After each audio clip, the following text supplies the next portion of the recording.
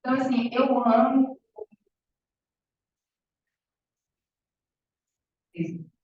Vai passar um pouco que eu sei com vocês, né? Porque a gente vai falar hoje um pouco. Quem sabe aqui, gente? Eu acho que o autismo está muito junto de tudo. Ele está no nosso mundo, né? Não é um mundo à parte, né? É um mundo dentro do nosso mundo. Alguém sabe aqui o que é o autismo? Alguém entende sobre o autismo? Não, na verdade, o autismo é aquela criança agressiva.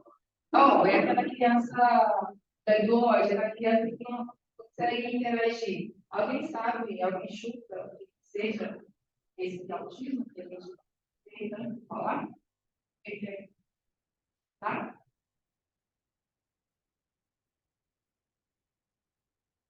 É. O transtorno do espectro autista, ele é uma alteração do neurodesenvolvimento, caracterizado por alterações que são estereotipadas ou por alterações da comunicação e da interação social. Então, quando a gente pensa em diagnosticar e pensa em dizer ou não se uma criança está dentro desse espectro, a gente avalia algumas características, porque são essas características que vão nos levar a esse diagnóstico.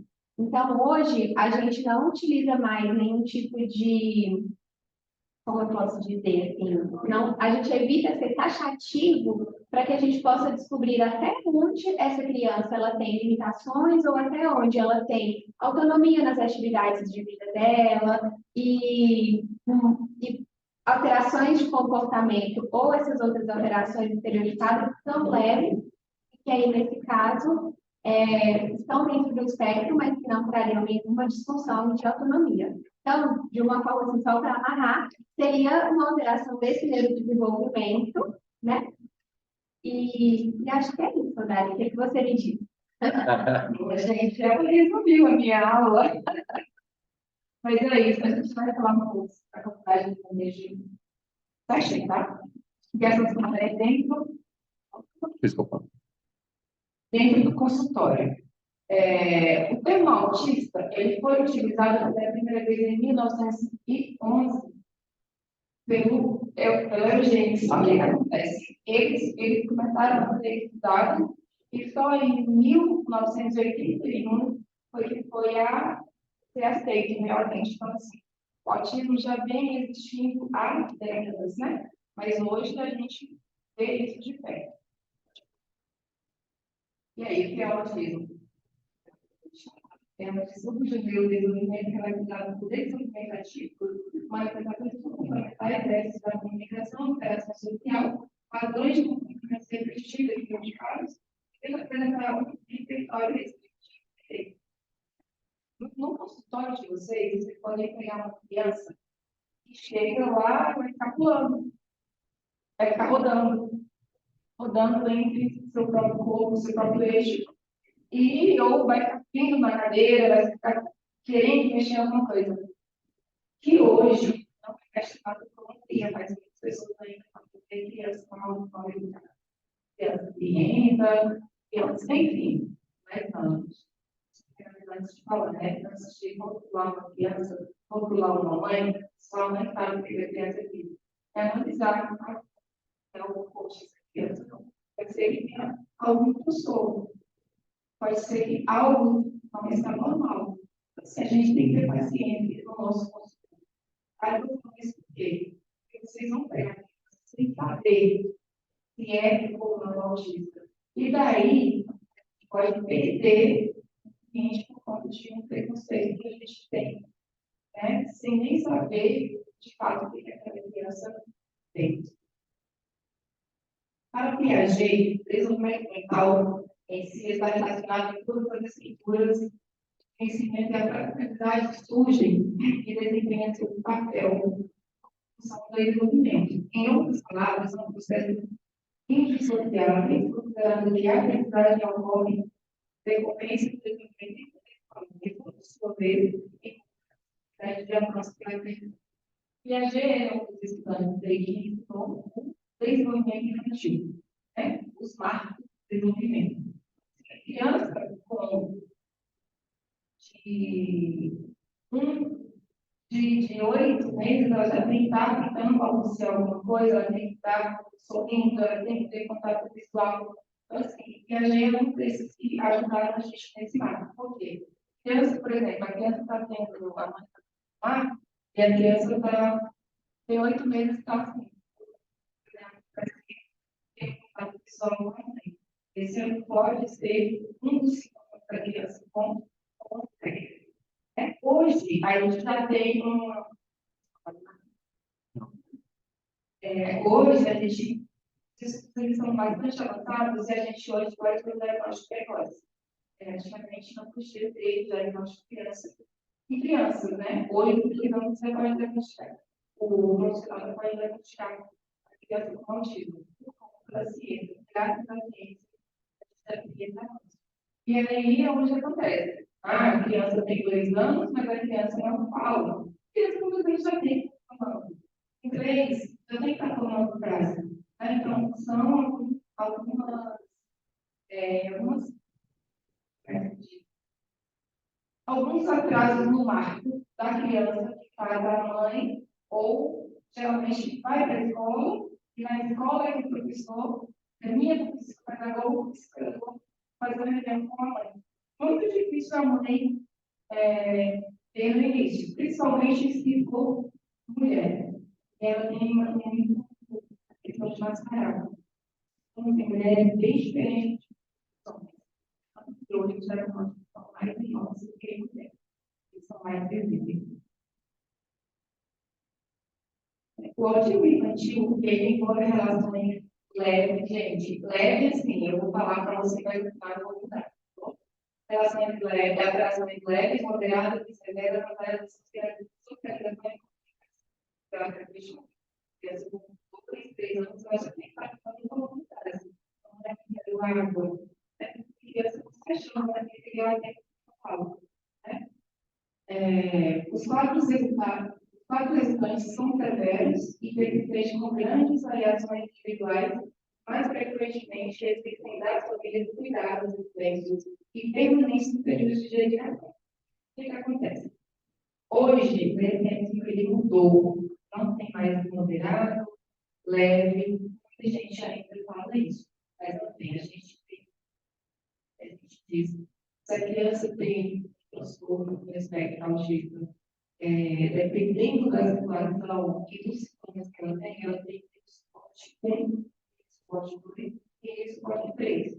Ela mais que quer ter suporte 2 e 3. No suporte 1, quer dizer qual o suporte que ela precisa. Ela consegue verificar tem que monitor com ele. Na escola precisa de monitor?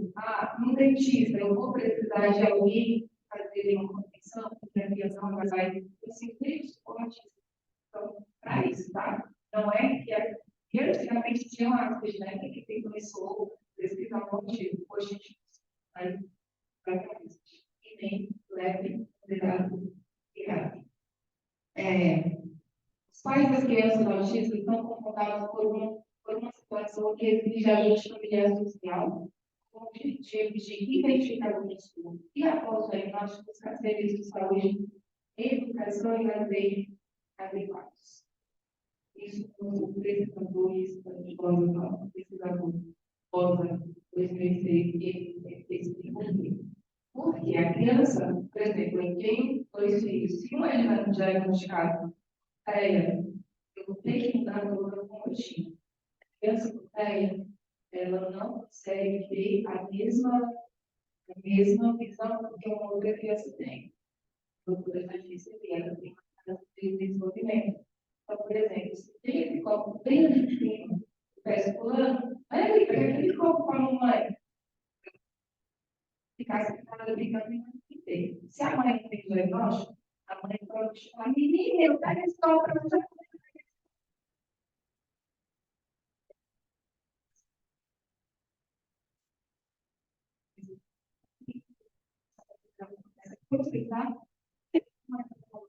Ou às vezes ele chega até mais voltar, vai lá perto do copo e compra. Ele desvia. Criança tem dificuldade de processar. Às vezes a gente fala várias vezes, e é uma questão de paciência mesmo. Então, no consultório, você não querer apoio, deixa eu ficar no colírio. A criança não vai ter sim, né? Então, assim, a gente tem que ter bastante cuidado desse público novo, né? E a mídia, esse gosta do modo, né? Mas graças a Deus, o diagnóstico do autismo está sendo mais preciso. Né? Infelizmente, tem vários diagnósticos mais precisos, e muita gente está enviando muitas pessoas para crescendo, psicose, como louco, enfim, ou preso dentro de casa sem poder sair da pessoa. Tem um manicômio da vida em um hospital psiquiátrico. Como abordar uma criança com TEA, gente? Criança com TEA é totalmente diferente de uma criança. Se uma criança chega no olho de oftalmologia, tem uma pessoa aqui, ela pode dizer que está errada ou não. Chega uma criança lá e ela não sabe. Digamos que a criança seja normal, que é o que a comunidade diz, que a sociedade diz. Mas todos nós não mais. Criança com TEA que vem mais perfeitas, porém ela tem certa limitação. Se ela vai atender uma criança, a criança vai ter todos os comandos que ela faz. Agora não me sinta aqui, olha, encosta o queixo aqui, vamos saber o olho, vamos fazer isso. E ele vai fazer normal. Uma criança com PRV, ela vai ter que responder mais com a mãe. Ela tem que entender e conhecer a criança. Ó, primeiro passo, conhecer a criança. Tem criança que não vai fazer normalmente, como se não tivesse. Já tem outras que não vai fazer. Segundo passo, criar um vínculo com a criança. Olha, mas como que eu crio um vínculo com a criança que eu estou vendo a primeira vez? Justamente, porque mais a mãe, depois introduzir a criança, para depois criar um vínculo. Você tem então o quarto passo. O terceiro passo, entrar no mundo da criança. Como que eu entro no mundo da criança? Sabe dizer que vocês conseguem entrar no mundo da criança?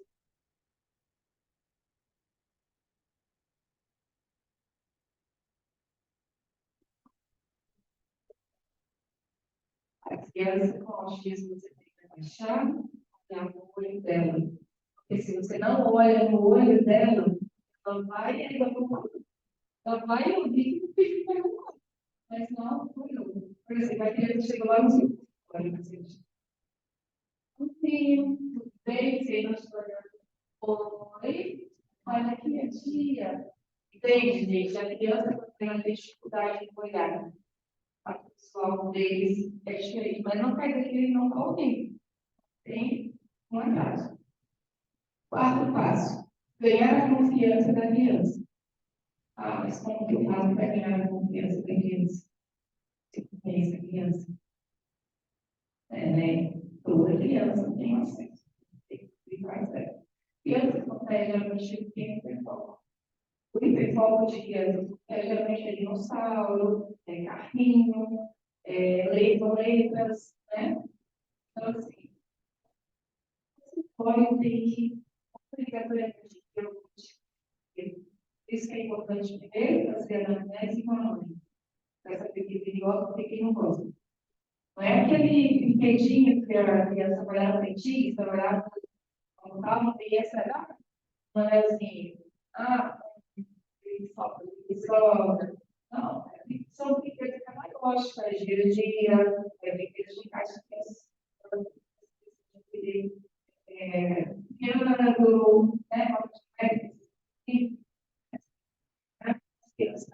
depois do caso, começa a diferença. Observação. Alguém lê? Alguém lê? Não se frustre se você não conseguir atender a criança no primeiro dia. Por quê? É melhor você chegar para a mãe e conversar, mãe, a criança deu até 4 anos, consegui passar uma cadeira, a gente tem que perder a confiança. Porque tem casos de crianças aqui que foi o dentista, abriu a boca, consegui fazer algo assim, mas na hora foi colocar aquele coisinho, gosto, que tem gosto, e essa técnica chegar a alimentar. Então, ela colocou lá, e essa pessoa de organizar. E aí, tiveram que ter a criança, que não é o que eu indico. A criança, isso aí tem que ser. Mas eu não indico. Sei, parar de tratamento e explicar para mim. Não tem como proteger nada. E tem que ser bom. O seu filho vai ter uma outra hora. Porque senão ele vai ter atenção não só a mim, quanto a outro lugar parecido. Porque a criança não marca o lugar. Se a criança tem na sala de aula no primeiro dia e o professor fala uma coisa e fala, por que ele vai em sala de aula mesmo? Você entende como é que tem que sair do público? Então, assim, não se puxe, mas nem sempre você vai conseguir atender uma criança que porque a mãe tem que saber, a mãe geralmente você tem, porque eu digo que quando nasce uma criança com autismo, nasce uma mãe fingindo. Porque quando a mãe descobre o algo, elas começam a estudar. Muito, muito. E as crianças mudam falam que tem progressão, que tem a evolução da criança. E não estuda, que não ajuda, não adianta. A pessoa não vai progredir. Se mais elas vão ter. Vai ter umas que vão brigar porque está pagando, vai. Mas a criança, gente, se eu te falar que ela veio aqui nessa sala, aqui, por 2 meses, vou tirar e a parede é dessa cor, quando chega a mudar a parede, tiver algo do buraco vermelho, ela vai se organizar. Porque a criança ela tem que ser muito, ela tem que ser ensinada daquilo. Ah, eu vou pintar minha casa. O quarto dele, a criança é rosa. Olha aí você fala, Mariazinha, a mulher que está no seu quarto, tal dia, nossa parede não vai ter mais. Tem que trabalhar com isso. Então, até que eu psicólogo, a mãe consiga, ela vai até conseguir as possibilidades, às vezes vai ter que levar a criança, às vezes, para criar, primeiro, aceitar o ambiente, para depois criar um vínculo.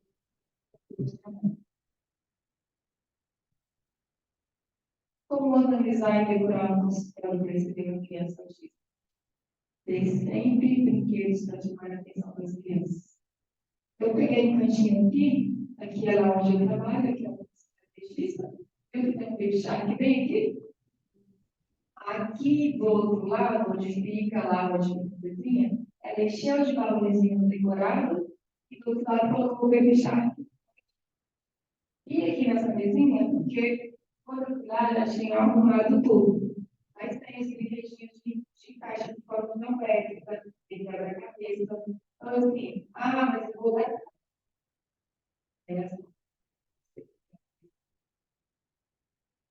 sei se eu estou falando. Mesmo se eu estou ajudando. Mas é assim que a gente tem que aprender esse público. Que tipo de brinquedo? Porque a criança com autismo, ela tende, a maioria delas, tende a ler 2, 3 anos, tende a ter performance em letras e tende também a falar inglês, gente. Tem uma criança que foi fazer terapia lá, mas eu trabalho, a criança, a terapeuta. Meu Deus, me ajuda. Você pode conversar. Ela é ok. Gente, elas falam outras línguas, porque uma delas, ela está dentro do nosso mundo, elas têm essa capacidade. E aí a já tenta trazer sempre o português. Por exemplo, quando a criança que começa lá a falar com ele, Blue, Red, Green, aí eu falo, legal, é o rosa, é o verde. Que legal, você aceitou. Aí ela, Pink, que bom, é o rosa. Você conseguiu. A gente tem que sempre mudar esse foco. Então, quando a criança chegar falando com vocês dele, só corrigir um pouquinho que eu volto a falar um pouco dele. Aí a criança começa. Vamos escutar o ABC? A, B, C, D, E, F, G. Tem criança que não vai aceitar. A maioria deles, eles têm pode. Porque ela tem várias comunidades. Tem sobre. Aí vai ver o quê?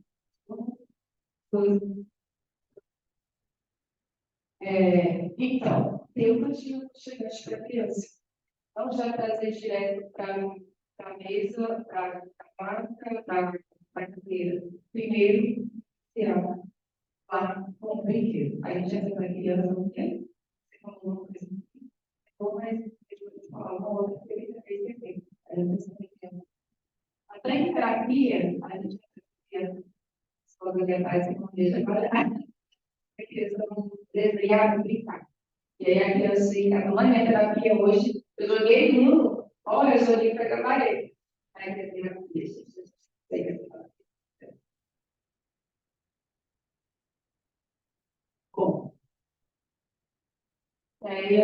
O autismo é uma condição caracterizada principalmente com dificuldade de comunicação, reclui ao longo desenvolvimento da criança. Como eu disse, né? Muitas vezes a mãe não consegue notar quando a criança tem isso, porque realmente mais na fase mesmo da mãe, da criança, desde nos primeiros anos de vida. Depois, aí, apresenta características semelhantes, foco comunicativo, comportamentais, transtornos diferentes de outras condições, tais como depressão, transtorno afetivo bipolar, transtornos de déficit de atenção e hiperatividade. No entanto, alguns sintomas de transtornos são parecidos com TEA e podem se corrigir. De acordo com o pai e tal, na atualidade, o autismo é entendido como espectro e tem uma complexa gama de características com diferentes níveis de severidade de comunidade e outros transtornos. Gente, eu atendo não só criança, tá? Criança também. Tem um dos grupos de pais que eu atendo, tem uma mãe que recebeu diagnóstico e ela vem tomando remédio para depressão e ansiedade há 20 anos. E só agora ela descobriu o diagnóstico, depois do diagnóstico da filha. Para vocês verem que em mulher é muito mais difícil descobrir precocemente. E aí agora ela começou a tomar. E além do autismo, ela já tem TDAH também. Então ela já tomava remédio para TDAH e agora começou a tomar para autismo e tomando conservações sem mudar o tipo de terapia que ela fazia. Então, assim, todos esses transtornos que eu disse e outros que eu não citei, eles são parecidos com o autismo. Pode ser que foi o que eu disse no início, pode ser que a criança nem esteja autista, mas tem alguma coisa ali a ser investigada. Bom,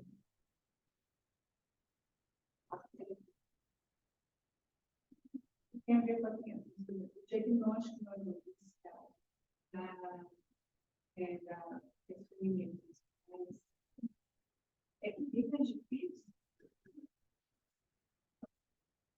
mais difícil para diagnosticar, não, você acha suspeita para diagnosticar? Não. É a mesma coisa porque tem os testes que a gente faz e tem uma numérica que indica isso, além dos exames que são feitos. Primeiro são feitos exames clínicos para descartar e depois tem os testes que tem que aí tem a numeração e a gente dá o diagnóstico. Não é diferente. Diferente é feito e a pessoa chegar até a ser investigada, a querer ser investigada. Esse é o maior problema.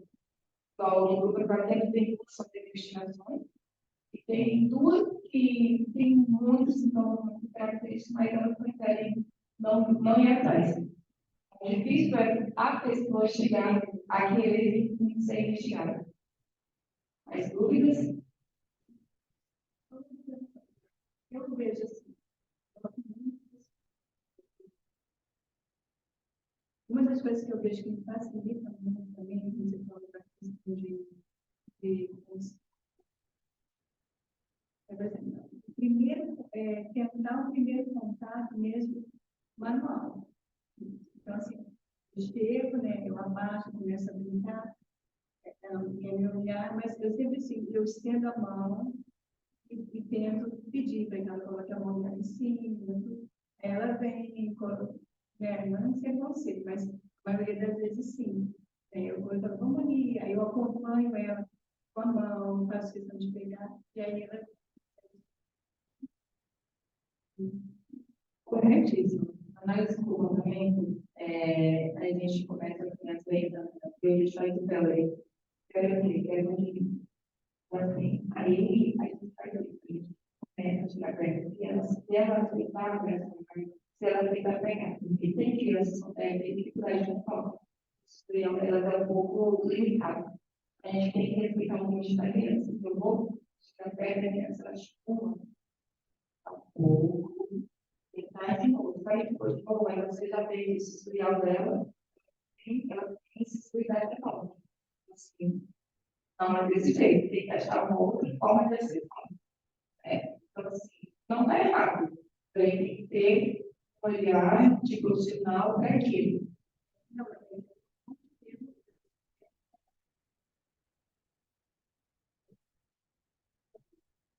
Mas muitas não vão, entendeu? Então, assim, certo, eu vou chegar mesmo, olha, a tia tem, vamos aqui os regimes, vamos ver quantos regimes você tem. Tirar o pequeno, olha que legal, tirar o pequeno de baixo. Olha, esse ali dos 3 pontinhos, vamos sentar aqui para a tia contar para você? Sabe? Massinha, bolha de sabão, isso, eles se chamam muito a atenção deles. Assim, olha, vamos soltar as bolinhas, vamos entregar as bolinhas? Isso você vai ganhando confiança na criança. Isso que uma criança com instituições. Mas não vai errar o que você falou. Então tem que ter esse cuidado.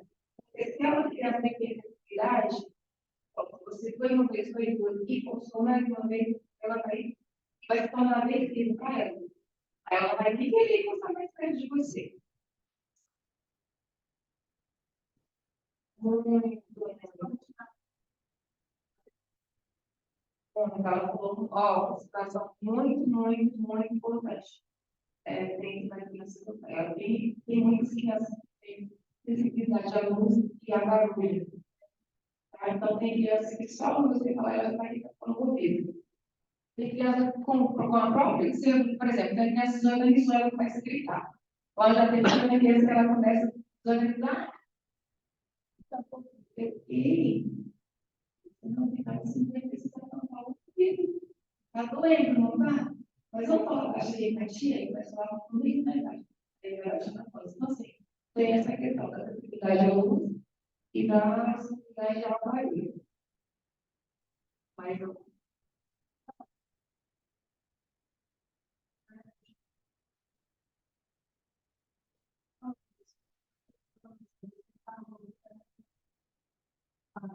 mas pode ser que você tenha alguma a criança possa dar uma crise ou ter um comportamento um pouco mais difícil de lidar, né? E aí a gente fica assim, tá, e agora? Eu deixo a mãe, o que eu faço? E você passa um pouquinho sobre isso. Às vezes você pode uma criança que fica muito, ou começa a bater, eu já pensei alguma vez, tá? Então, essa maneira, como a gente, como eu disse, criança, aí ela pode ficar em crise a qualquer hora, a qualquer momento. Por exemplo, o que eu disse lá no início, que você tem que conhecer a criança, tem que ter o contato com a mãe primeiro, porque você indo com a mãe vai falar o que ele gosta, o que ele gosta, se é agressivo, se não é, o que pode atrair ele. Por quê?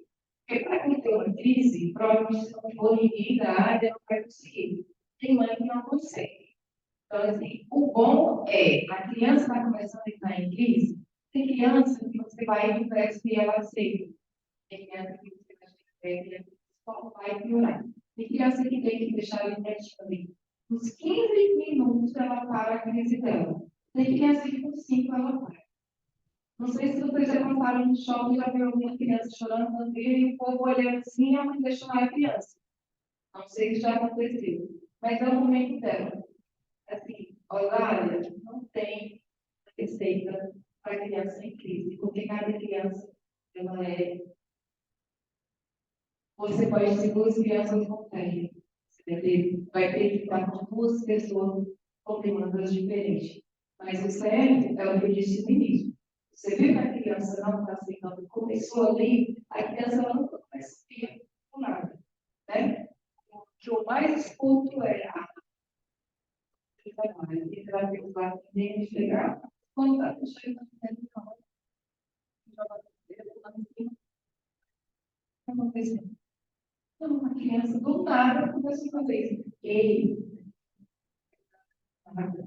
A gente analisa, a gente trabalha com análise de estudo, e a gente trabalha com antecedentes. Ah, tem pai que entrega a criança lá na igreja e fala: ah, eu entreguei meu filho bem, agora você tem que plantar assim, que a vida dele. E sempre pegou bem.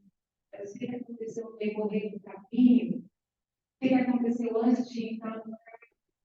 A gente trabalha com antecedentes. Se a mãe chega no consultório e fala: olha, ele está muito bem hoje, tem mãe que fala: a gente tem mãe que simplesmente fala como se fosse uma bomba mesmo. Ah, vocês vão lidar com tudo nessa vida. Eu sou muito sincera. Se vocês não quiserem questionar mais, para mim, fiquem à vontade. Tá? Eu sou muito sincera. Eu falo com os pais. Trabalho lá dentro é alternativo.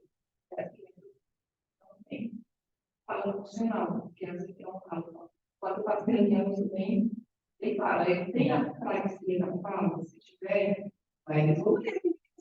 Tipo, ah, sim, ela parou de falar por 2 anos. 2 anos ela falava com pai que parou. Ah, acho que tem acontecido agora, né?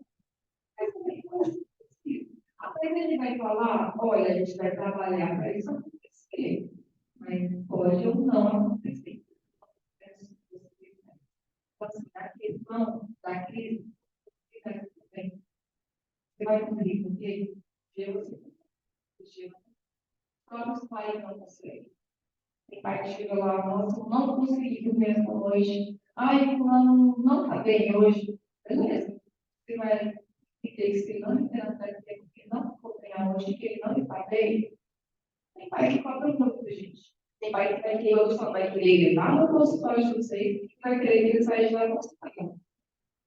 Com a receita e tudo. Mas não é assim. Tem pai que sai, leva, sai. Não socorro mesmo para uma criança. Porque é igual eu disse aqui. Se vocês têm que ter uma percepção muito além do profissionalismo de vocês, porque você tem que ver que a criança tem dificuldade. Então, está ali, para ele já é difícil. Poxa, então a consultório tem que dar um tempo lá na bolsa? Ótimo. Tem criança que tem que estar nos colos da vocês. Então, assim, olha, me desculpa, é uma pergunta que, infelizmente, eu não tenho receita para ela. Eu tenho só essas dicas, né? A criança rejeitou, a criança não. Se ela, ó, ela conseguiu chegar até você, pegou a sua mãozinha, quis ir trabalhar na carreira, é ser cara dela por ali. Ela teve confiança com você até ali. Se você não passar alguma coisa, vai perder a confiança que você ganhou até agora. É como se fosse ter visto nada voltar para o zero e ela deveria procurar outro profissional e mesmo assim ela não se identificar com o local onde aconteceu aquele momento determinado. Quais são as linhas de terapia você poderia dar uma geral? Todas? Assim, talvez as mais importantes, sabe? Que a gente escuta muito as crianças fazendo e tudo mais. Essa, por exemplo, que você falou sobre estimular a fala funcional. Eu acho que é o que a gente mais escuta, assim, criança capaz de fala e assim, as terapias. A gente sabe que tem espaço a psicomotricidade, tem espaço a fisioterapia, a TO, mas a gente queria entender um pouco também como que é a parte psicopedagógica e da neuropsicologia, como trabalhar essa parte. Bom, gente, eu sou psicóloga, né? Então, assim, eu vou falar das outras um pouquinho mais por cima.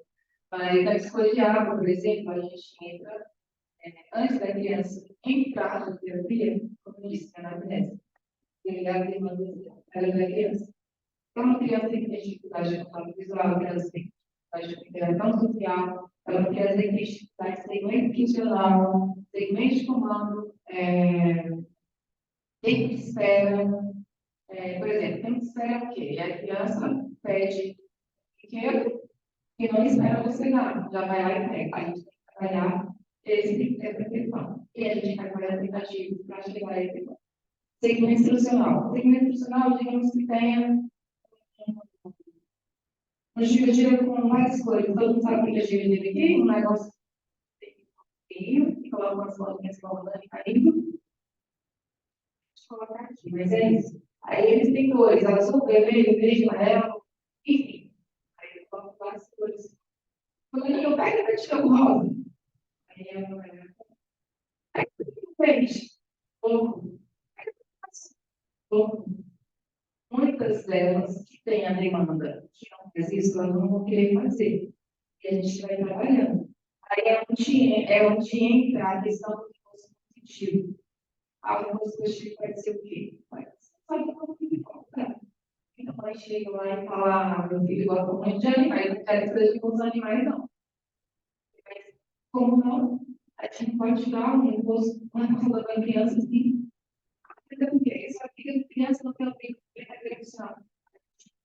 Produzir, mediante o uniforme dela. Por quê? Quando ela brinca com outro brinquedo, digamos que eu pego lá o quadradinho de forma geométrica e ela não quer, ela quer os animais. Você fazer esse e depois te tirar esse. Aí, combinado, beleza? Aí é nojento, olhar flores. Depois, se você quiser, da atividade, a gente fala o brinquedo. Bem, eles pegaram essa entendeu tudo bem.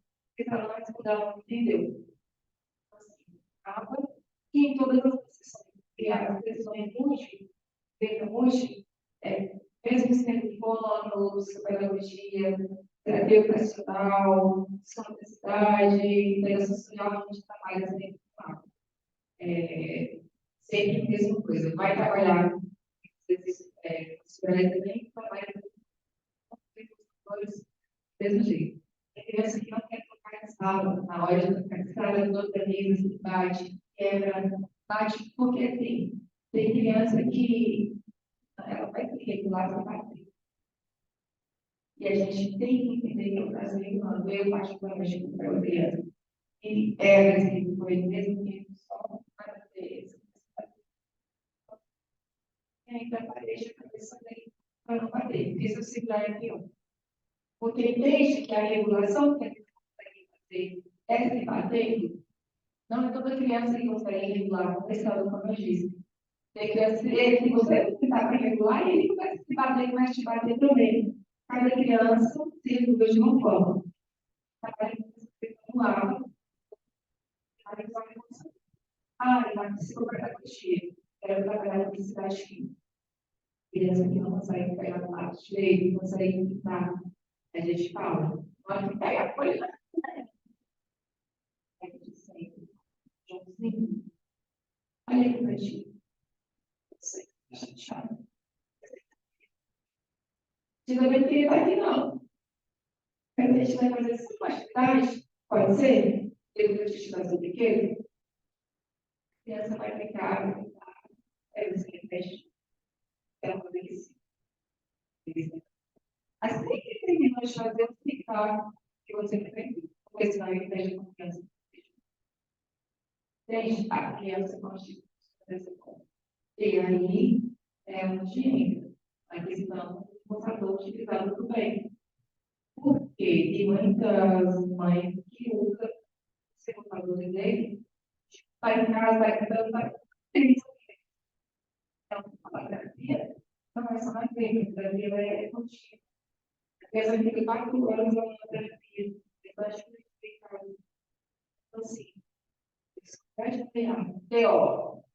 Digamos que a criança não tenha sensibilidade de texturas de areia, de coisas muito meladas, né? Tipo, geleia na moeda, né? No caso, a gente as bolinhas que é bem meladinha, e a gente começa a usar a criança elétrica.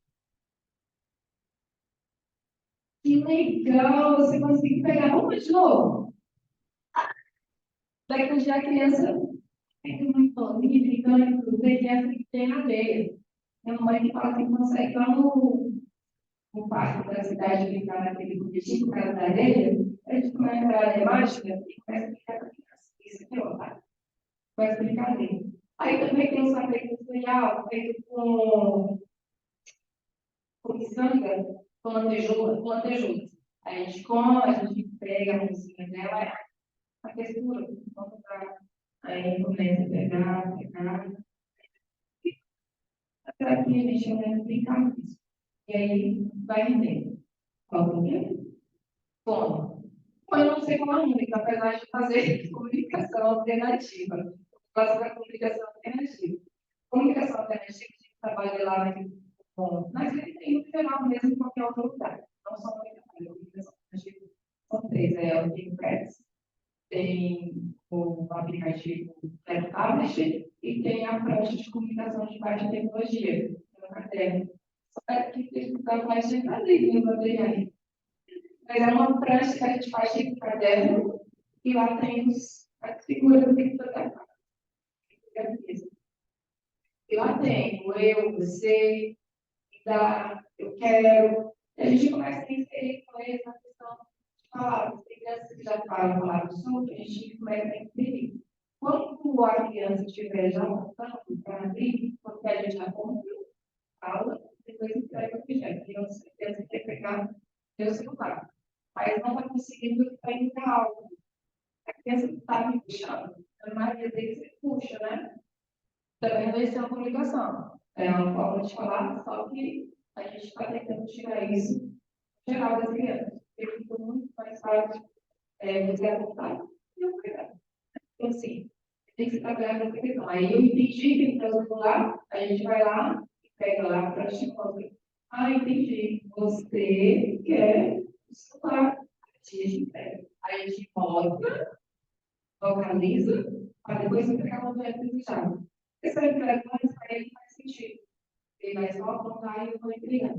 A comunicação alternativa é isso. A integração tutorial, teórica também faz, mas a integração tutorial é super difícil. A integração tutorial mesmo. Teórica que faz, é o difícil, e é uma lista gigantesca em análise de sistema. Rotinas, assim, eles costumam ter rotinas bem estabelecidas e às vezes a gente no consultório não consegue muito respeitar rotinas, porque assim, não depende de nós, né? Não depende, a gente se atrasa porque não é porque quer.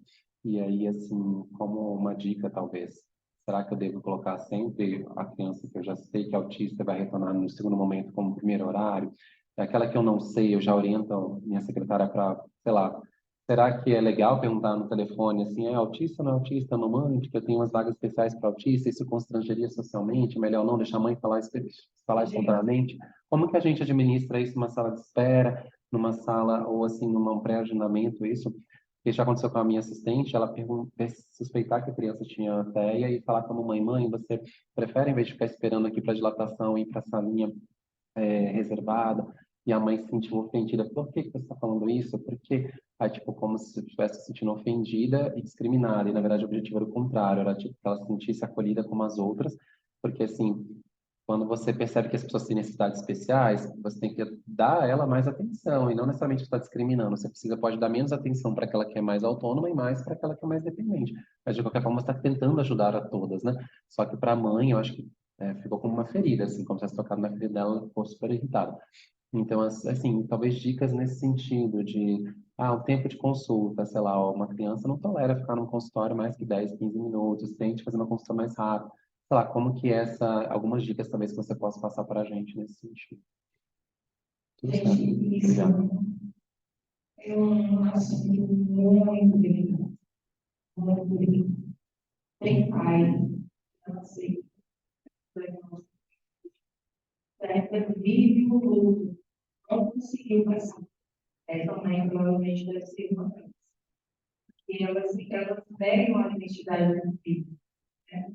E isso acontece constantemente, porque a pessoa quer ajudar e ela não quer ser assim, não quer tentar ajuda. Né? Eu, particularmente, digo isso. É uma criança que tem milionária, porque a pessoa não vai conseguir canalizar isso só mais triste. Tá? Aí depois que entra no consultório, eu também não vai conseguir ficar 20 minutos. Tem que ser muito rápido, a gente tem que ter essa atividade. A não ser que, é o que eu disse, depende muito do nível de suporte. Né?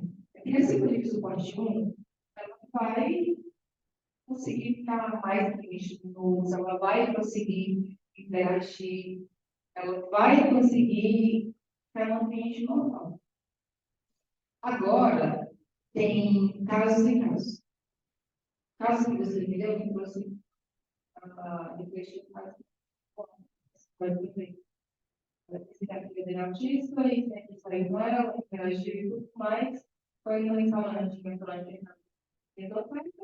só falou que era autista. Ele vai identificar a criança autista. Então, porque ficou vinculado para a criança, poderia se socializar. A pessoa se bater, ela chamou a mãe e falou: mãe, a criança não pode mais brincar. Então, a gente tem que ter uma forma de abordagem com esses pais. Eles são muito delicados. Eles não aquelas delicadas. Chamou a mãe já sabia o que seria, segundo ela. E aí, quando a filha tinha que ser retirada, não vai dar tanto a situação de criança. Ela falou: não, vou ficar aqui, você vai um pouquinho? Vou observando. E viu, então, ela tem que toda a criança. Aí ela falou: tem problema. Ele é motivo. Você está tratando o tempo todo. Deixa ela ser criança. Mas a gente fica com medo, né, de cair, quebrar. Olha, se ela cair e viver, e eu viver, foi alguém que provocou, aí eu vou atrás. Faz parte. Então, assim, tem criança que vai agir normal, tem criança que não. E essa abordagem que a gente tem com os pais ainda está muito difícil, porque muitos deles são eles mesmos preconceitos. Muitos. Então, assim, coloca sempre em primeiro horário, deixa lá, assim, ver que está agitada. Aí você pergunta: mãe, toda essa mãe não vai ajudar, mas para poder, eu posso sempre ajudar. Mas forma da gente falar, infelizmente, a gente tem que mudar o nosso jeito de falar para que não atinjam. Né? Porque, para mim, ela não foi para mal educada. Mas para a mãe, ela se sentiu agredida.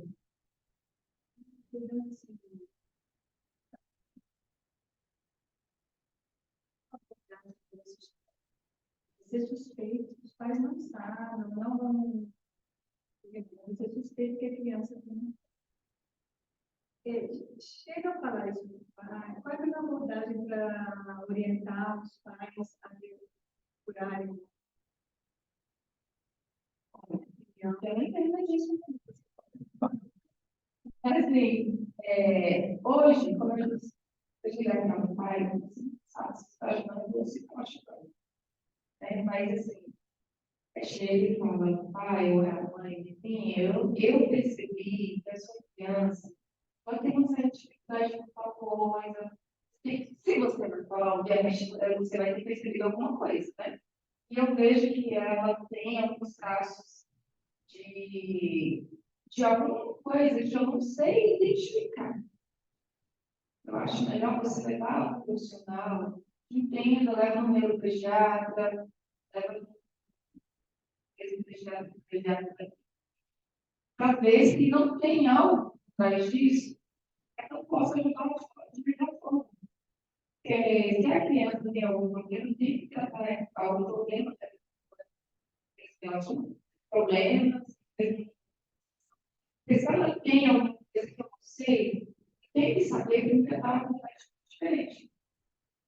Agora acontece, porque se você for falar, eu acho que é autismo, você é neuropsicólogo, você é neurologista, então, assim, é isso que acontece, tá? Então, assim, e mesmo assim, vai preparar negativo, tá? Porque muitas pedagogas na escola, então, os pais não sei. Fala que quem está doido é a escola. Está procurando essa que vai ver, que é local. Tem muitas pessoas não aceitam.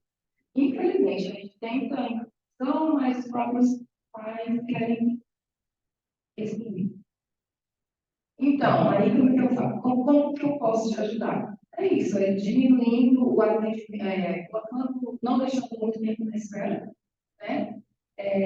Tentando, pegando sempre tem um cantinho ali, para que ele fica, se for uma criança que tenha um pouco de interação, porque ele na interação social, todos, aí eles vão querer sempre contigo. Se tiver duas crianças ali na mesinha brincando, ele pode vai passar briga com outro mãe, né? Mas é isso, não tem como eu falar como você falar, porque hoje em dia, se você falar e uma mãe achar que você fala, olha, eu vou assinar uma promessa criminal e deu errado. Não tem, é outra coisa que não tem receita. Não porque não tem, é porque a informação está bem aí, eles não querem enxergar, né?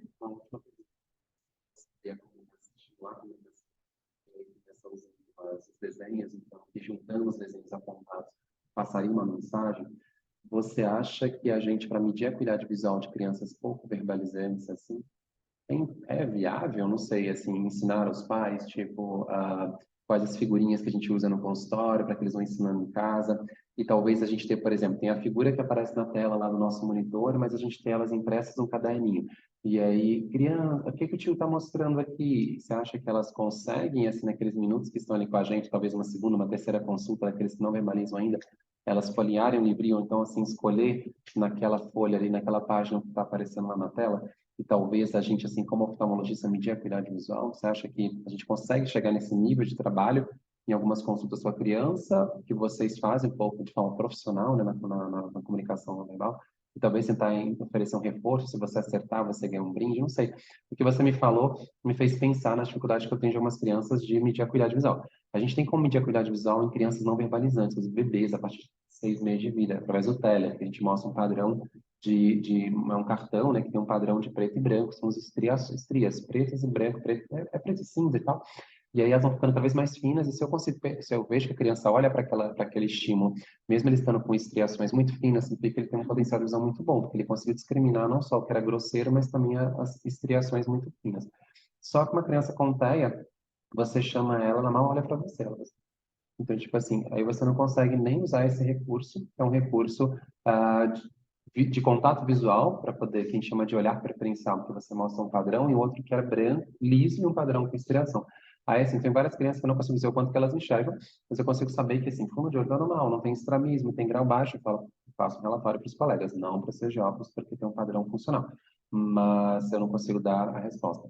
E aí, se a gente, por exemplo, vai fazer um potencial visual evocado, então, seria essa alternativa, mas é um eletroencefalograma que tem que fazer assim, né, colocar o eletrodo na cabeça, é invasivo, a criança vai brigar para fazer o exame também.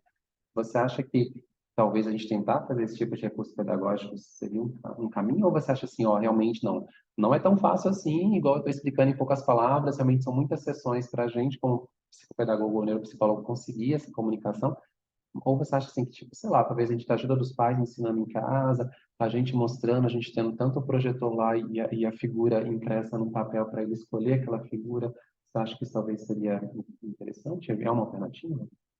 Sim, é uma alternativa, mas depois faz do que profissional. Entende? De trabalhar isso em casa. Isso, porque o profissional vai ali, vai criança de uma meia hora, aí também mais. E a comunicação. Talvez, por exemplo, se um pai entende que a criança é não vocal, que a fala não é funcional, porque assim, muitas crianças, alguns pais acham que falam, e realmente falam, porque no pé existe atrás da fala e atrás da linguagem. A criança que fala, nem sempre ela tem uma fala funcional. E aí entra, a criança fala, mas a criança tem uma atrás da linguagem. Então, assim, o pai pode achar, quando a criança assiste um desenho, para filho, quando que eu vou repetir? Quando que eu vou repetir? Tira a criança falando. Então, assim, ou você está entendendo, fala 8 anos, a mãe acha que está falando. Por exemplo, às vezes a criança na hora de lanchar, quando você quer lanchar, a criança repete, quando você quer lanchar, a criança tem igualia. Ela tem uma fala, ela tem uma frase na linguagem, frase na fala.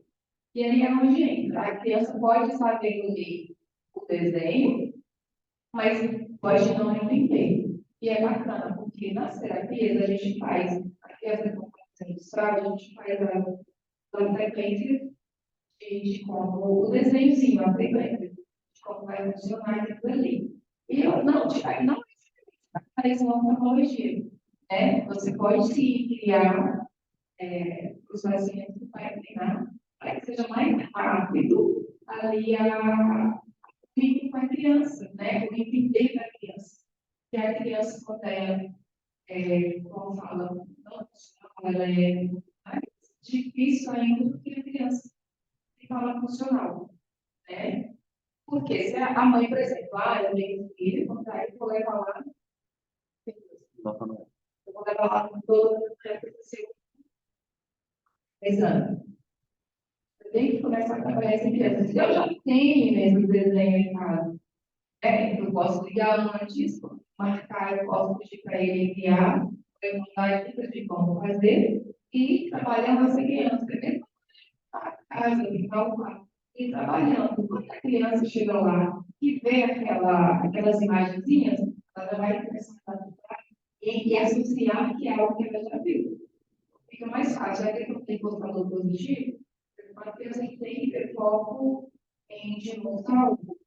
É você ter, saber qual é o hiperfoco, quando a mãe vai acreditar qual que é o hiperfoco da criança, o que chama a atenção da criança, qual é o objeto de interesse da criança. Por quê? Porque muitas crianças têm interesse restrito. E aquele interesse restrito da criança pode ser usado como para chamar o contato visual. Você pega o objeto da criança e você pega, vai para o ponto do seu nariz, a criança vai olhar. É a outra imagem. Entende? Então, assim, a criança, ela, com dificuldade de contato visual e com atraso na linguagem, ela tem difícil. Se for feita essa abordagem antes, é bem mais fácil. Dália, vai dar certo? Não se sabe, mas é o caminho mais eficaz. Isso.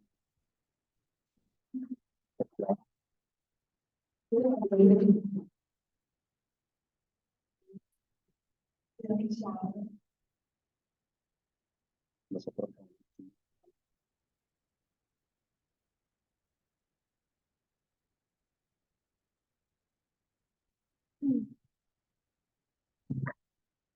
Oi, gente, boa noite, tudo bem com vocês?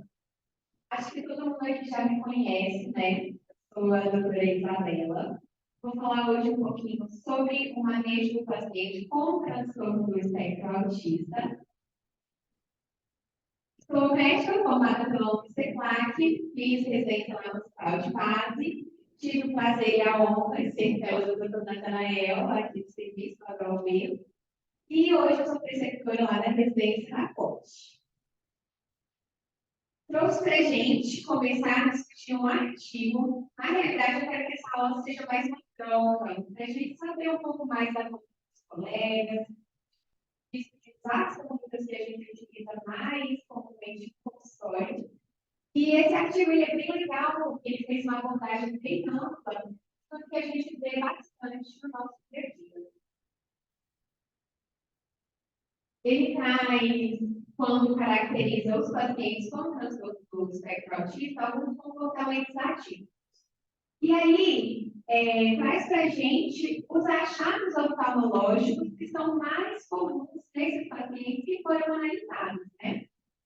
E nesses comportamentos ativos, ele engloba o olhar tangencial, que é aquele olhar bem lateralizado, muitas vezes o paciente com tela azul, traz contato visual pobre, a inspeção visual intensa ou prolongada de algum objeto e o fascínio pela luz.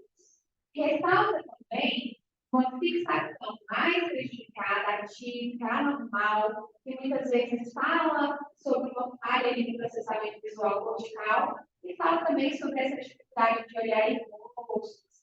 Todas essas características que elas têm que estar na nossa mente, porque quando a gente está diante de um paciente que a gente suspeita da possibilidade de transtorno do espectro autista, a gente tem que pensar em encaminhar, diagnosticar, porque quanto antes a gente tem esse diagnóstico, antes a gente consegue essa estimulação. Então, algumas literaturas, quando eu estudei para trazer aqui para a gente, falavam aí no diagnóstico ao redor dos 3 anos como sendo mais comuns. Mas antes dessa idade, também a gente pode já fazer o diagnóstico de crianças menores, com 2 aninhos, sabe? Com essas alterações que vão chamar a nossa atenção e que vão nos estimular a buscar mais aprofundadamente conhecer as características individuais daquele paciente que está aí no nosso consultório.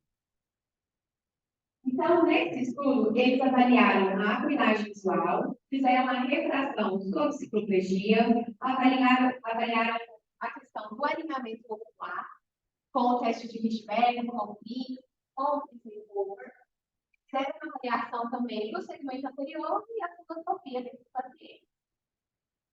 E aí, o que eu achei mais interessante, que traz um pouco do que a gente acabou de conversar agora. Antes da realização dessa aferição da atividade visual, eles fizeram uma familiarização com esses pacientes. Então, um mês antes dessa consulta oftalmológica, eles entregaram um livro com orientações sobre cada etapa do exame.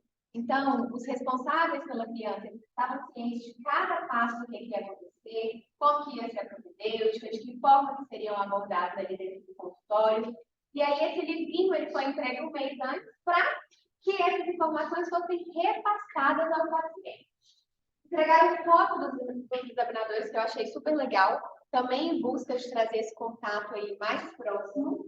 E antes da decisão de qual protótipo que eles iriam usar nessa consulta oftalmológica, né, para fazer a avaliação da acuidade visual, aconteceu também uma conversa ali com os pais, para saber se a criança tinha mais facilidade com números, com símbolos, com letras. E aí, dessa forma, não foi a mesma tabela utilizada para cada criança, foi buscando isso. Qual seria a colaboração melhor que a gente teria para cada indivíduo que foi analisado? Né? E aí, eles conseguiram um resultado excelente de mensuração da acuidade visual, que foi de 61% em visão binocular, 7,8% em visão binocular. Esse é um resultado super alto quando comparado com outros estudos que a gente tem. E por que eles conseguiram um resultado tão bom de aferição da acuidade visual? Por conta dessas estratégias que foram usadas para essas taxas de avaliação da acuidade visual. As orientações prévias, como eu falei para vocês, eles tiveram um tempo de consulta planejado. O que isso quer dizer? Cada criança que foi avaliada pelo estudo, ela foi avaliada em consultório num tempo estabelecido grande. Então, não tinha, às vezes, aquela pressa do nosso dia a dia, não tinha o tempo de espera fora do consultório. Isso fazia com que tivesse menos estímulo sonoro, menos estímulo ali da espera. A criança chegava na consulta, tem aquele viés de ansiedade, de estresse. Então, isso era positivo também para a gente conseguir fazer um exame oftalmológico com essa taxa de sucesso tão alta, né? E quando eles não conseguiram testar a acuidade visual, né, que aí seria dentro daqueles 40%, mas é um pouquinho a mais do que essa taxa, eles retestaram em um mês. E essa retestagem, ela foi feita em um ambiente familiar da criança. Aí, todas essas estratégias, elas foram utilizadas para que tivesse um parâmetro bem confiável para a gente saber a mensuração dessa acuidade visual. Lá ele destrincha direitinho essas porcentagens, né? E aí, quando a gente pega esse grupo todo, contando os que foram com uma avaliação única e os que tiveram que ser retestados, aí a gente chega nessa porcentagem de 65%. Como resultado, eles encontraram bastante valores de ametropias nessas crianças, então chegou a 35%, né? E o principal erro refrativo encontrado foi o astigmatismo. E aí, a gente vê que 39% dessas crianças com transtorno do espectro autista apresentaram pelo menos um distúrbio oftalmológico. E aí ficou entre as ametropias, principalmente o astigmatismo, e o estrabismo, chegou aí na taxa de 10%. Isso é significativo para a gente, porque essa taxa aí de 39%, ela está de acordo com outros estudos que já avaliaram as ametropias nos pacientes com transtorno do espectro autista. Então, mais um fator assim, que mostra que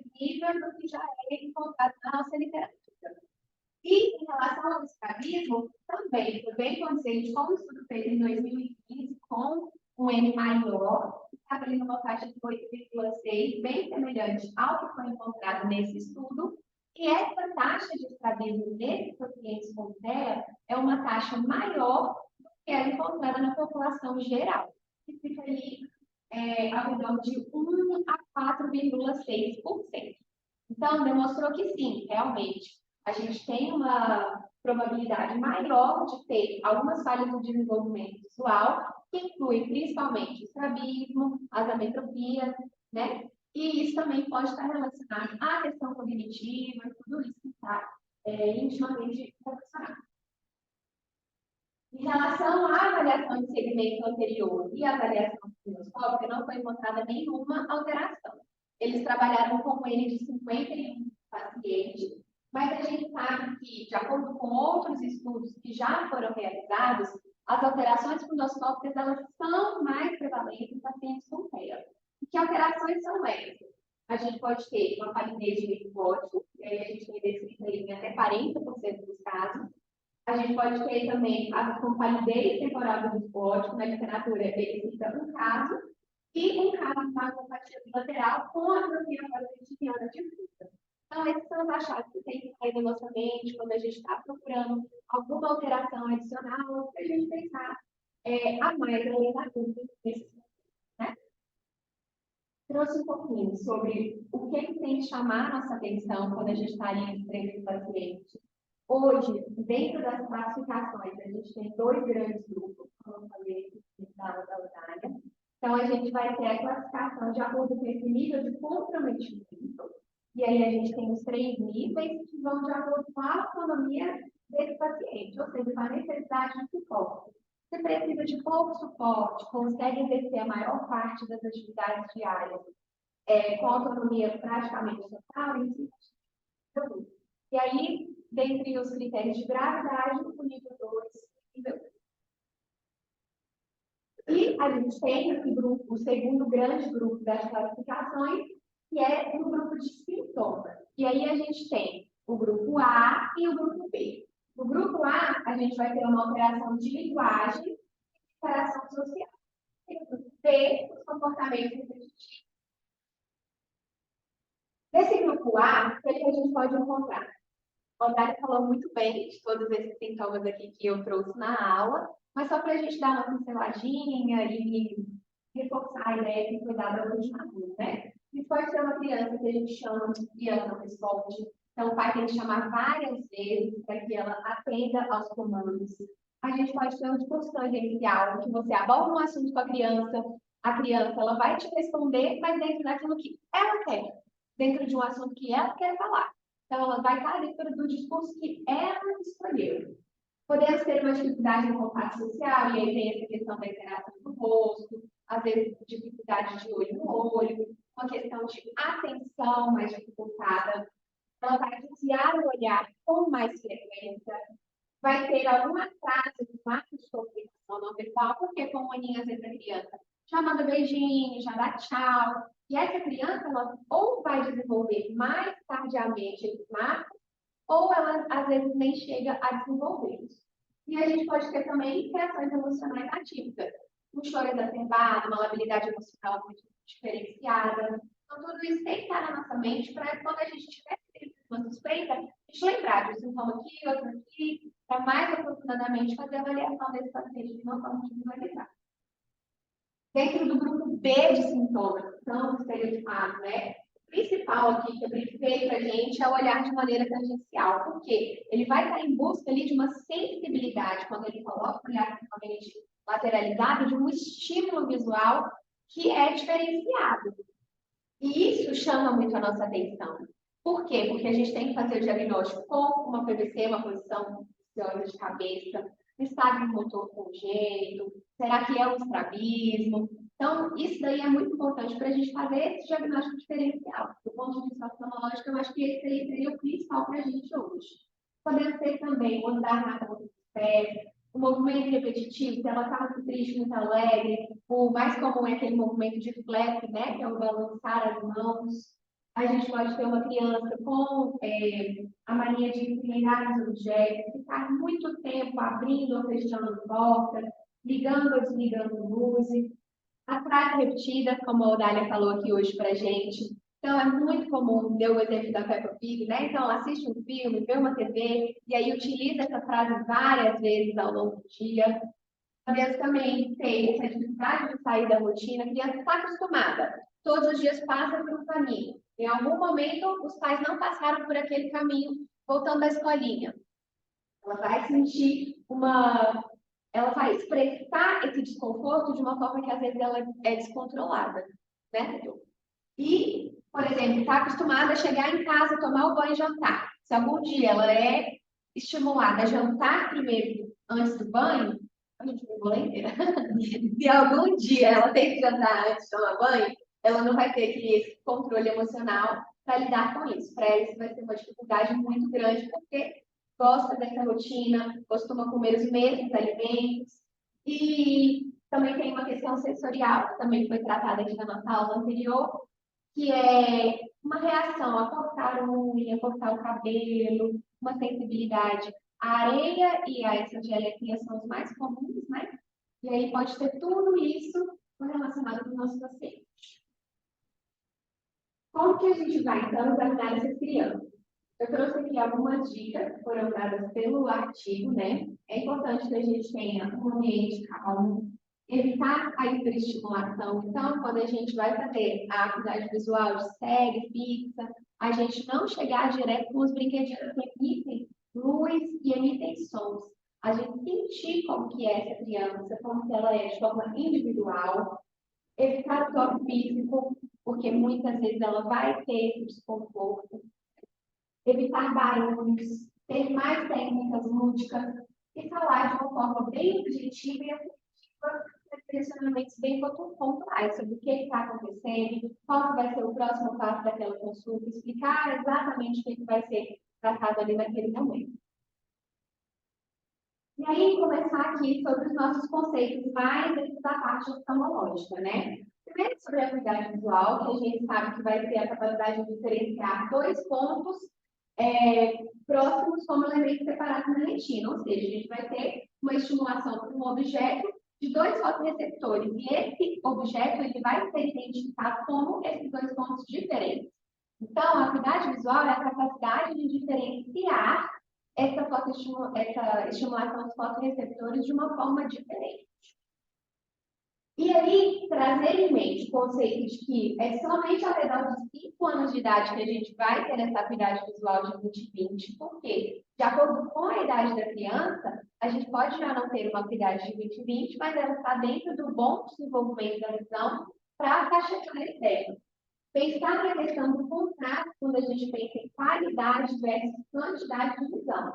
Porque quando a gente avalia essa questão da habilidade visual, muitas vezes a gente está avaliando ali a quantidade de visão. Mas a qualidade, a questão do contraste, como o paciente enxerga isso, é mais subjetivo. E a iluminação ela é proporcional à essa visual. Então, ter um ambiente com essa iluminação adequada também é fundamental para o nosso exame. Eu trouxe aqui algumas formas da gente ver essa acuidade visual. Os cartões de tela, que a gente já conhece, né? Então, a gente vai mostrar para a criança essas estrias e vai tentar observar qual é o olhar preferencial dela. Dentro do nosso exame na prática, quando a gente mostra o cartão de tela, a gente faz uma movimentação com ele. Porque além da gente observar o olhar preferencial dessa criança, a gente também observa se ela segue um pouquinho ou não. A gente tem escalões de acuidade de Cardiff, que são desenhos. Quando a criança ela é um pouquinho maior ali na faixa de 2 aninhos, a gente já pode utilizar esses cartões, porque aí ela já consegue dizer para a gente o que é. Eles também têm essa noção de contraste, que ajuda também a gente a perceber como que está a qualidade de visão dessa criança. Então, são uma excelente opção para a gente testar a acuidade de criança que chamaria essa faixa de idade verbal, ao redor de 2 anos de idade.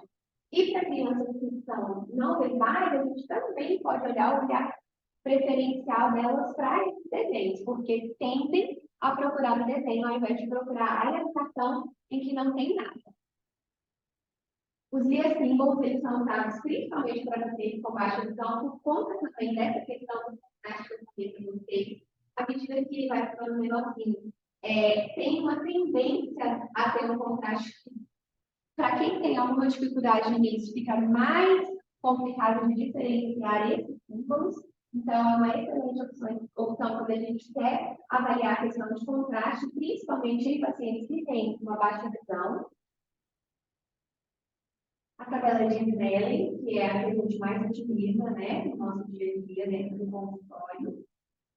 A gente tem a tabela de Lambert, que eu trouxe, ela segue aquele princípio da tabela de Snellen, de dizer para qual lado ele está apontado, né? Então, aqui a gente vai tentar onde é que tem esse buraquinho. A criança, o adulto vai falar para a gente onde é que está o buraquinho. Temos outras tabelas, porque a gente sabe que a tabela de Snellen, ela tem algumas falhas. Ela segue uma escala logarítmica, então, às vezes, as letras elas não têm exatamente o mesmo tamanho, a diferença de uma linha para outra não é exatamente a mesma. Então, para corrigir esses errinhos, tentar fazer uma mensuração que seja mais justa, com símbolos de dificuldade semelhante, porque algumas letras são muito mais fáceis de serem distinguidas do que outras. Então, aqui eles fizeram algumas padronizações para tentar deixar mais justo a mensuração da acuidade visual. E aí eu trouxe as três tabelas principais, né? São posteriores à tabela de Snellen, que tentam corrigir a atividade, a V9 e a LDRS, que foi usada como grande estudo de retinopatia diabética. E cada uma delas vai ter essas características, que eu não vou entrar aproximadamente em cada uma. Temos a T1 também, que ela é utilizada para pacientes de visão subnormal. Ela vai com a acuidade visual de até 27.000. Eu trouxe a título de conhecimento para a gente saber mesmo como que a gente pode estar trabalhando essa mensuração da acuidade visual. E quando a gente fala em exame oftalmológico no paciente com TEA, também é muito importante a gente saber que ele tem que estar protegado para a gente ter uma filtração de dedinho. Por quê? Porque a criança ela vai ter um amplitude de acomodação que é muito grande. E aqui eu trouxe um estudo para a gente tentar discutir um pouco, todo mundo junto, como que é feita essa cicloplegia do paciente, né? Pode falar? Trouxe um pouquinho sobre droga, concentração, dose, pico, e a duração dessa cicloplegia. Por quê? Uma estratégia que pode ser adotada no consultório, que muitas vezes a gente não aplica no dia a dia, é colocar o nome do paciente, o horário que pingou a gotinha e tentar chamar esse paciente no pico de ação dessa droga. Isso é uma estratégia que ela pode ser utilizada mesmo na correria que a gente fica de atender os nossos pacientinhos, porque otimiza muito a forma que a gente vai fazer uma refração. O oftalmopediatra, ele tem que ter em mente que a refração é a coisa mais importante da consulta dele, por mais que tenham outros fatores que são importantíssimos. Se não fizer uma boa refração, há um prejuízo muito grande na condução desse paciente. Então, o mais importante, do meu ponto de vista, é isso, é uma refração bem feita. E aí, na prática, como que pode ser feito e que é a orientação mais comum, né? Uma gotinha de ciclofentomato e uma gotinha de mildeio.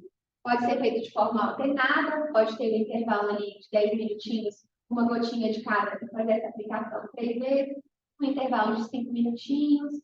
E o nosso objetivo é esse, é uma cicloplegia do paciente, lembrando que a tropicamida, o Driacil, ele vai ter muito mais mediático, e o cicloplégico dele, que seria mais indicado, seria o ciclofentomato.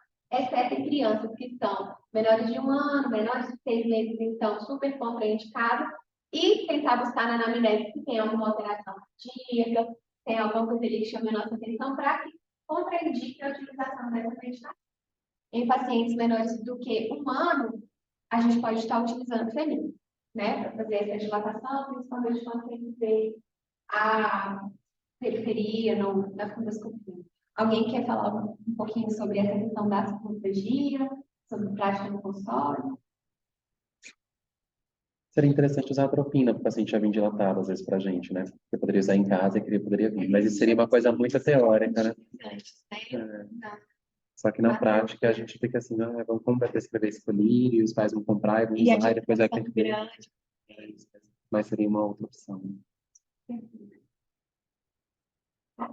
Então, assim, pensando já na prescrição da refração desse paciente que está lá com a nossa consulta, o conceito que eu acho mais importante de todos é esse, a tolerância acomodativa. Porque isso aqui é a gente saber o tanto que aquele paciente pode acomodar que vai gerar algum sintoma nele. Porque a amplitude de acomodação dos pacientes, principalmente das crianças, é muito grande. Eu vou mostrar aqui para vocês essa diferença, o que é essa amplitude de acomodação. E a tolerância acomodativa, ela já é um outro conceito. Ela é quantas diopias aquele paciente ele vai acomodar sem que ele tenha sintomas significativos. Então, ó, jogando lá na fórmula, né? 4,5 vezes 0,1 menos 5 aninhos, né? Daria 4 dioptrias de tolerância acomodativa.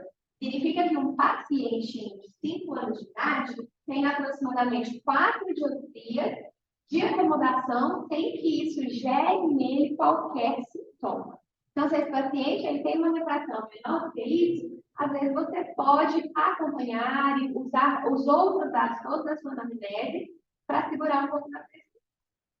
Pode passar. Por aqui eu trouxe isso, que tem paciente para jovem, para saber o dia, é uma tabelinha para você. Você pode escrever 5, 15, 25, 35, 45, e aí coloca 0, 1, 2, 3, 4. Para você saber ali. Ei, estou aqui um paciente aqui no meu consultório, meu Deus do céu, quanto será que é a tolerância acomodativa? Eu não vou fazer a fórmula, joga rápido de cabeça. E se vai para cima, coloca tudo, né? E aqui o conceito de amplitude de acomodação, que é um conceito diferente da tolerância acomodativa. O paciente de 5 anos, ele vai ter 16 diopias em média. E ali, ao redor dos 75 anos de idade, ele vai chegar em ver. Então, vocês podem ver, de acordo com a faixa etária, vai diminuindo progressivamente essa amplitude de acomodação, e que nas crianças, a tolerância acomodativa ela ficaria naqueles valores que eu mostrei para vocês, que são muito inferiores aos valores de acomodação. Isso gera muita dúvida quando a gente está com um paciente que ele não colabora para a atividade visual, ele não sabe referir sintomas, ele está acompanhado dos pais, a gente faz uma refração objetiva, passa a faixa, mas e aí? A gente prescreve ou não prescreve? Aí a gente vai olhar na literatura. Não existe um consenso. Cada literatura aborda de uma forma. Gera uma dúvida imensa na nossa. Então, eu resolvi trazer para a gente um pouco de como que eu utilizo no consultório. E, como eu falei para vocês, ter uma troca aqui para a gente saber como que vocês trabalham, a experiência de vocês, mesmo que a gente tenha uma experiência também. Tragam também as experiências que já tiveram durante o período de residência, as outras também que puderem contribuir e tudo.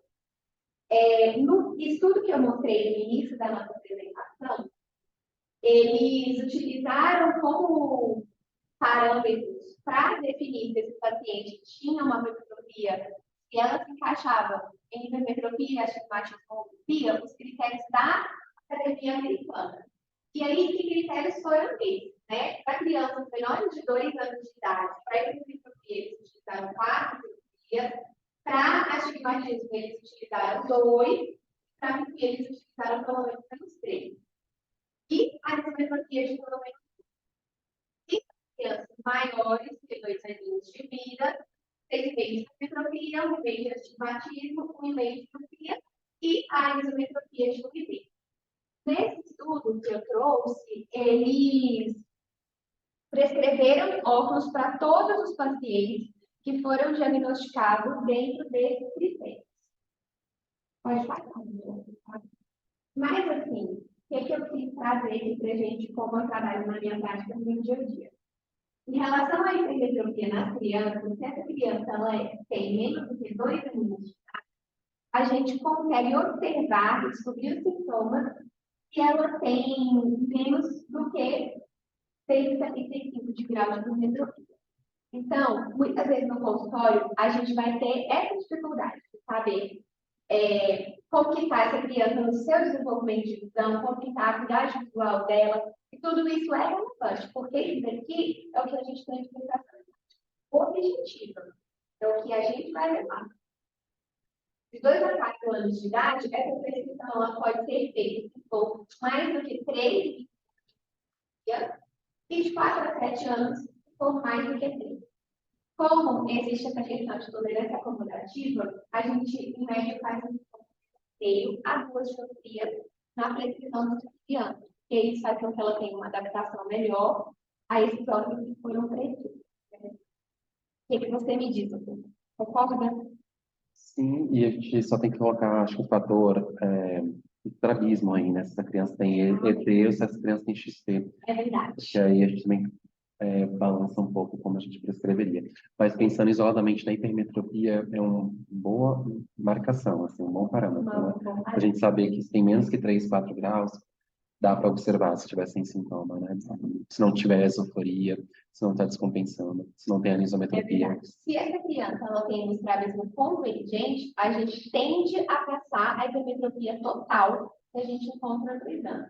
E se essa criança ela tem uma XT, aí é um pouco individualizada. A gente tende a fazer um desconto dessa hipermetropia de acima de 1,5 a 2, mesmo se for Ou uma manter sem, XT ou manter sem óculos, né?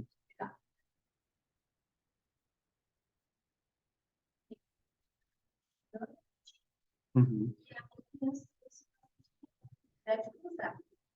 E aí eles pedem muito o olho dominante. Tem 3 casos que eles pediram o olho dominante para poder ver se realmente tinha um cruzado. Eu acho que chegar no diagnóstico de lateralidade cruzada envolve um teste neuropsicológico também, porque eles fazem outras análises do ponto de vista motor da criança também, cognitivo, né? Mas saber o olho dominante na criança, eu não me lembro de todas as crianças terem colaborado. Acho que algumas não colaboram. É que eu fiz a período. Lateralidade cruzada. Eu faço igual em adulto para ver a preferência. E se tem estrabismas, a gente consegue saber aquele olho que é o fixador e que é o que tem preferência de fixação, às vezes. Mas se for fazer o olho dominante, acaba fazendo o mesmo teste de que adulto. Se for uma criança escolar, pré-escolar, mais 2, 3 anos assim, eu já acho que não consigo. E algumas com autismo, mais, assim, com mais distúrbios de neurodesenvolvimento, acho que nem sempre colabora também, nem para fazer o teste, né? Não é difícil. Então, assim, muitas vezes um pouquinho maior, eu estou trouxe essa fórmula que ela vai ser muito utilizada na prática. A gente faz a retração dinâmica desse paciente, que ele vai um pouquinho maior, então ele vai colaborar ali para você conseguir fazer a retração dinâmica, e você, em seguida, faz a retração estática. E aí você vai utilizar um cálculo para saber qual óculos prescrever para esse paciente. Por exemplo, se na sua retração dinâmica você encontrou mais dois, você dilatou esse paciente, e aí você encontrou uma hipermetropia muito dois na qual você jogaria 2 da dinâmica com porque da diferença entre as duas, entre a dinâmica e a estática, seria nesse caso, a descrição final poderia ser 2,25. E aí, claro, a gente veria como é que seria a adaptação do paciente em relação a isso, mas seria uma sugestão de prescrição para pacientes com hipermetropia e que já conseguem fazer a retração dinâmica. E por fim, falta coisas. Miopia em criança, a gente vai prescrever se ela começa a ter 2 anos, quando for maior que 1,5, e de 2 a 4 anos, se ela for maior que 0,75. Também não é um consenso na literatura. Os valores que a Sociedade Brasileira de Educação Pediátrica traz são diferentes. O Milton Ruiz também traz valores diferentes. Também não batem com os valores ali que eu acabei de trazer da Academia Americana, mas, de forma geral, na prática, a gente pode utilizar isso aqui para uma referência quando prescrever essas crianças. Em relação ao astigmatismo, se ela é menor do que 2 anos, a gente pode prescrever se for maior do que menos 2, de 2 a 4 anos, se for maior do que menos 1,75, e de 4 a 7, se for maior do que 1,5. E na criança com astigmatismo, se a gente tem relaxo de queixa canopénica, desconforto, aí a gente é mais precoce na indicação de óculos para correção dessas anomalia.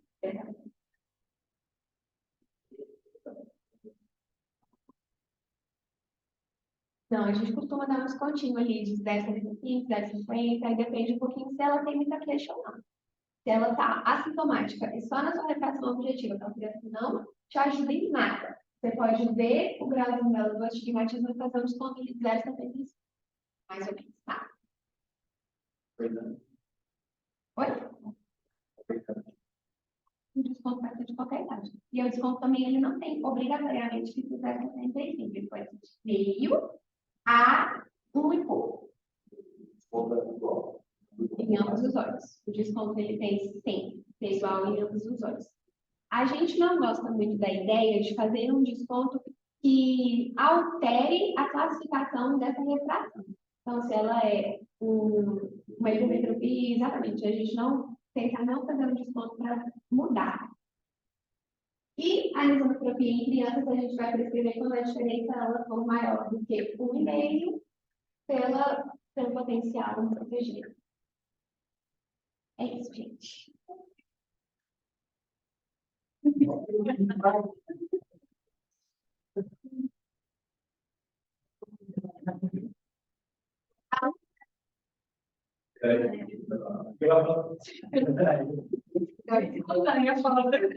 Atividade é uma coisa.